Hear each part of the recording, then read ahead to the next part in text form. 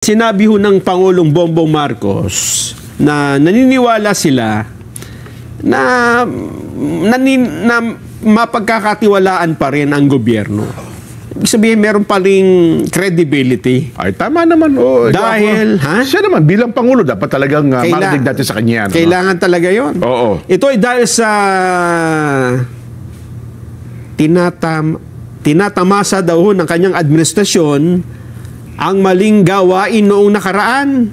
Kahit na masakit at mahirap ang proseso. Pakiulit mo ngayon? Pakiulit ngayon. Ibig niya sabihin dito, yung mga pagkakamali noon ay tinatamasa daw. Ngayon tumatama, ngayon naglalabasan. Tumatama. Oo, siguro. Mali lang kasi yung kasi ang tinatamasa, ano yan, positive. Positive, parang pinakikinabangan.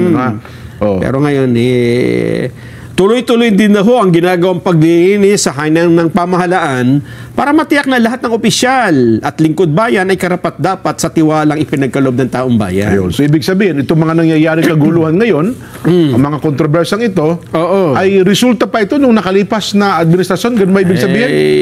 Parang ganun ang higing, ano? Aminin man natin at hindi, Jen. Nagsimula talaga ito sa maliit, di ba? Di ba? Noon pa. Reporter pa tayo. Alam na natin. Hindi gaano pinapasa kumbaga ano pa napagpapasensyahan pa. Ano lang naman, yan SOP. Yun, Standard na Yun na nga. Ang problema, ngayong panahon na ito, hindi na ho... Hindi nakatanggap-tanggap Talaga naman. May mantakin kinakatay na Hindi, 100% na ginoghost na Tapos yung isang ghost project, kinabukas, sunod na taon, ginoghost uli, nakatatlong patong Paulit-ulit. Yun at yun, walang ginagawa. Ibig sabihin, naibulsa natin nung una. Ibulsa ulit natin pangalawa. Ibulsa ulit yung pangatlo. Yun nga. Talagang pinagpasasaan ng husto. Mahirap talaga kasi bumaon sa lipunan bumaon sa sistema ng gobyerno, di ba? Naalala ko dati nung panahon ni saan ba yun? Yung sumikat si June Losada. Ano panahon yun? Yung CTE controversy, di ba? Doon sumikat yung moderator grid. NBN-CTE. Yes. Kaya lang yan, Jen, yung NBN-CTE, ano pa lang yan plano hindi na nga hindi nagkatuluyan yan. Kasi sabi, Chairman, meron kang 200 dito.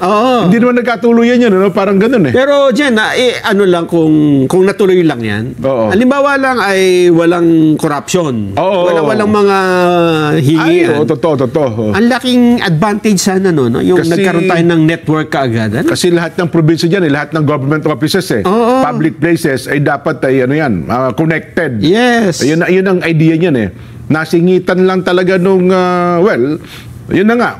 Pero isabi, ang pinupoint ko, Nelson, nung time na yon, ang sumikat na pong pahayag ay moderate your greed. Yes. Di ba? Sa halip na moderate your greed, hindi po nangyari yung moderate your greed. Lumagpas no?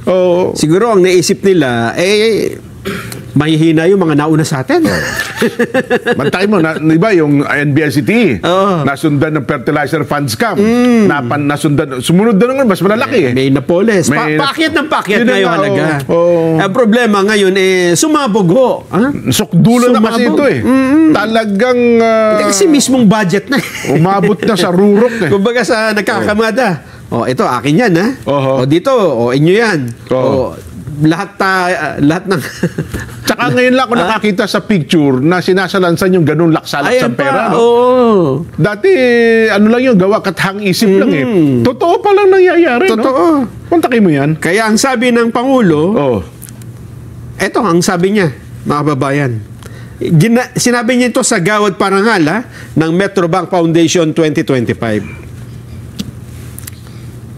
Reminded that hope is never lost, that integrity lives in our institutions, that honor still defines what it means to be a Filipino.